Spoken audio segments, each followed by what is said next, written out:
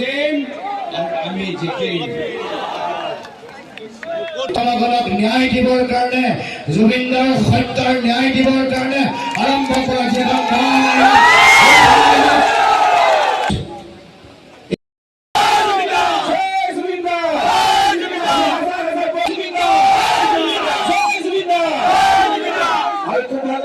জয়টো নিশ্চিত। আজি সভা সমাগমে এইটো প্ৰমাণ কৰি দিছে আৰু ভাল লাগিছে যে গোটেইবোৰ আমাৰ বিভিন্ন দলৰ পতাকা আমি ফ্লেগবোৰ আমি দেখা পাইছো। আমি সকলোৱে ঐক্যবদ্ধ হৈ নতুন বৰ্ষম গঢ়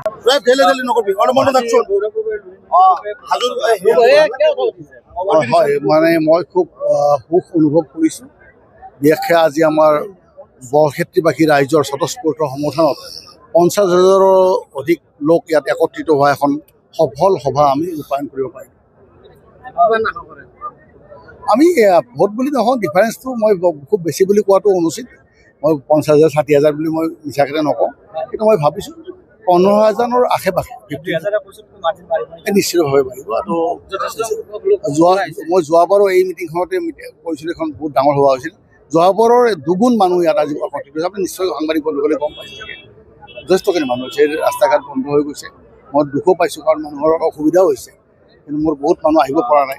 আদাবাৰীৰ পৰা আহিব পৰা নাই, বহুত মানুহ পিপলিবাৰীৰ পৰা আহিব পৰা নাই। চব ৰাস্তা বন্ধ হৈছে, খোজকাঢ়ি আহিব নোৱাৰি ইমান দূৰ, গতিকে অলপ অসুবিধা হৈছে। আৰু নিৰ্বাচনী প্ৰচাৰৰ এতিয়া চাওক, গোটেইবিলাক আজি মই ধন্যবাদ জনাইছোঁ গৌৰৱ গগৈ ডাঙৰীয়াক। তেখেত নিজে এগৰাকী প্ৰাৰ্থী। বৰুণ গগৈক মই ধন্যবাদ জনাওঁ, তেখেত খোৱাঙৰ প্ৰাৰ্থী। তথাপিও তেখেতে মোৰ অনুৰোধ উপেক্ষা কৰিব নোৱাৰি ইয়ালৈ আহিছে। নিশ্চিতভাৱে মই ভাবিছোঁ, মই সেইকাৰণে গতিকে মই তেখেতসকলক ধন্যবাদ জনাইছোঁ। মোৰ কাৰণে এইখিনি কৰি দিছে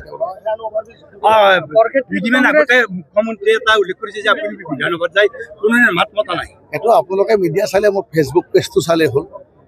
কাৰ্যবিৱৰণীটো চাব নালাগে বাৰু, এইটোবিলাক আনিব লাগিব। মোৰ ফেচবুক পেজটো 2021 চনৰ মে' মাহৰ পৰা চালে গম পাব মই কি কৈছোঁ। সপোনটো বহুত ৰৈ গৈছে, উন্নয়নটো তেওঁলোকে নকৰিলে। বৰভাগত চুইচ gate, fire brigade station, commerce stream, ইয়াত কমাৰ্চ কলেজ এখন দিম বুলি কৈছিলে, সেইবিলাক নিদিলে। মই খুব জোৰ কৰাতে অৱশ্যে মই হাজো নলবাৰী ৰাস্তাটো প্ৰথম বছৰতে মই সেইটো ঠিক কৰালোঁ। নেশ্যনেল হাইৱেটো কৰালোঁ মই, এইটো হাউলিৰ পৰা আমিনগাঁৱলৈ।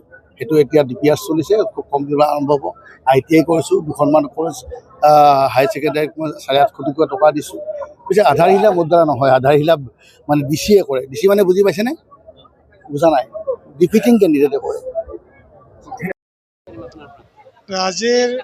আজিৰ এই মানে মিটিংখনে এটাই প্ৰমাণ কৰি দিলে যে 2026 চনৰ যি 9 তাৰিখে হ'ব লগা ভোটগ্ৰহণ প্ৰক্ৰিয়া আৰম্ভ হ'ব, সেই ভোটগ্ৰহণ প্ৰক্ৰিয়াই আমি এটাই বুজি আৰম্ভ নতুনকৈ কৰা।